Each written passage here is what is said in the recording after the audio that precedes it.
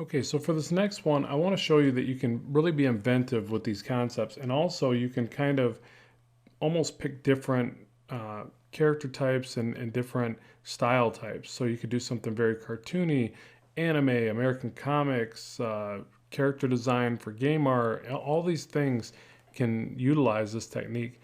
So what I want to do here is I was thinking of like a little kind of kooky looking little robot dude. I kind of like doing that every now and then. So I'm going to have like this robot that's kind of hunched over. So I'm going to start with just kind of this gesture at first, and have them have these weird kind of legs that attach to the side and come out, something like this.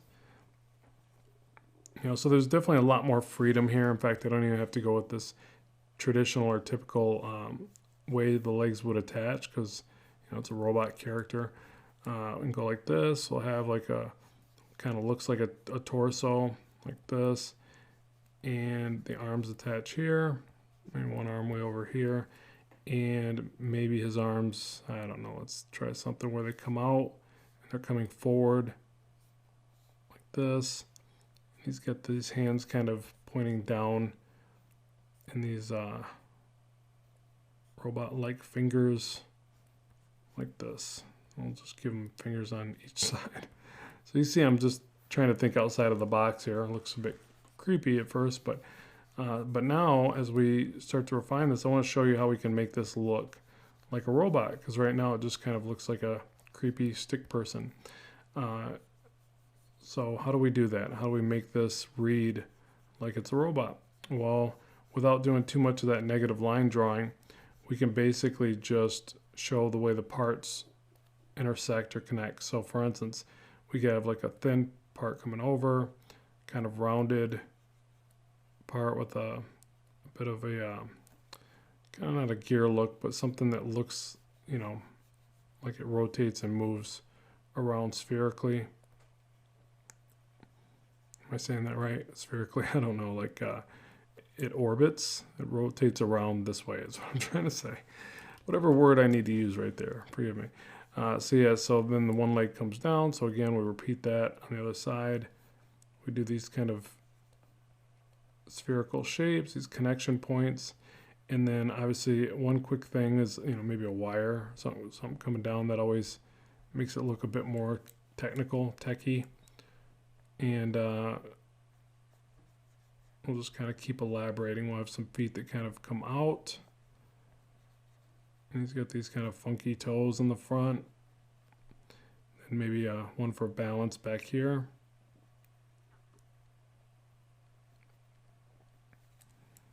And you can see I'm just really spitballing, just developing the concept as I go. But that's what's kind of so fun about this, and what's so gets the creative gears going, because it's so easy to just drop the ideas in and embellish them and shift them and have fun with it. And whenever I find myself really struggling with concepts, I think I've already mentioned, like if I'm struggling to draw something, I'll go back to this idea and it generally kind of frees something up. It's kind of neat how that works. But so, I think that as artists, we have to really try just a multitude of workflows and see what resonates with us, what really sticks with us and becomes our style, or our process, even maybe not just our style, but our process. Yeah, so these big shoulder pieces, again, just kind of throw in some angles and some different bumps here to make it more interesting.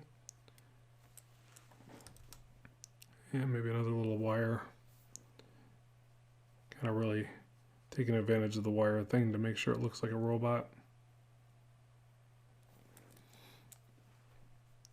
Fill these hands in here, or robot hands, whatever these are. And again, I'm trying to put like a little bump at each connection point.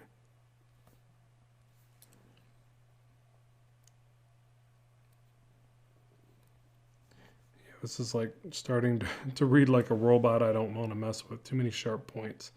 So remember that too, that sharp points generally imply danger, right? So if you want to make something look more dangerous. Just give it all these little sharp points. If you want to make it fun and friendly, you're going to make it round and soft looking, and think of a teddy bear or something. You wouldn't be afraid of a teddy bear. Well, hopefully not. I'm sure some people are. So just like that, we've got what I think, in my imagination, looks like a very threatening robot that luckily can't chase you. I don't think this thing could run at any high speed, so we're lucky there. But if it catches you, it could be a problem. And we'll give him these two little creepy eyes.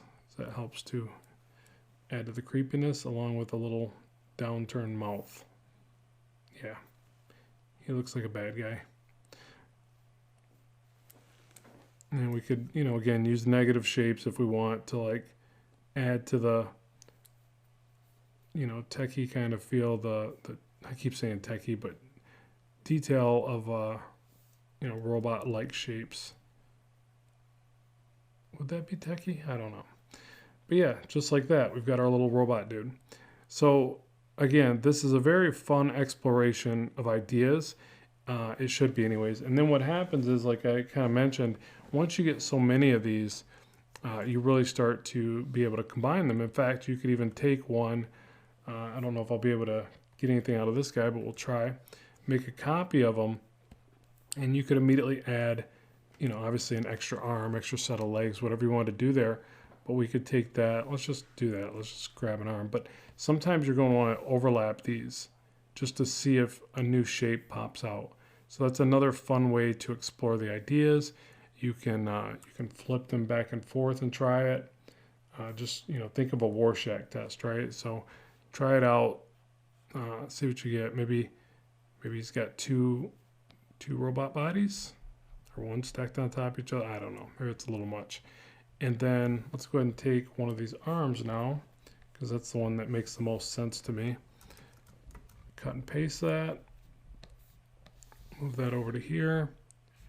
And where can we give him another arm? Pretty much anywhere, since it's a robot guy, but probably play around with the shape and the way that it comes off the body there. Let's go ahead and throw another one on this. Actually, let's go ahead and bring that up. If they're conflicting too much as far as the position, then it kind of throws it off. But what we could do is put it up here and then add another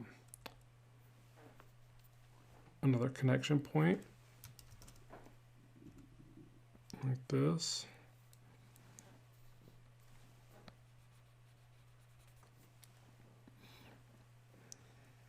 And let's go and get rid of that. Merge this one down with Command E. There's that. And let's just copy this one, it'll be easier. Command C, Command V, move tool. Again, let's resize it so it doesn't look too overly repetitive. So we could do that. And just so we don't look like we're too lazy and we immediately went with the first thing we could get done, let's go ahead and shift the hand as well. Because we're not lazy, right? Scale that down a little more, move it over. Yeah, I like that better. He's now more dangerous and probably more clumsy, but that's part of the fun of it. So there you go. There's some different concepts just with silhouettes. And, we're going to explore these further. We're going to detail these out a bit and stuff like that. We're going to talk about a variety of things. But remember, you can do this with any aspect and any component of your work. I'm going to show you some examples of doing it for just the heads and things like that, but it can be arms, it can be parts to the greater whole. Just really allow yourself to practice this, because if you're anything like me, you're going to find great value in where you're able to take this after developing it. So with that, let's finish up here and head on to our next lesson.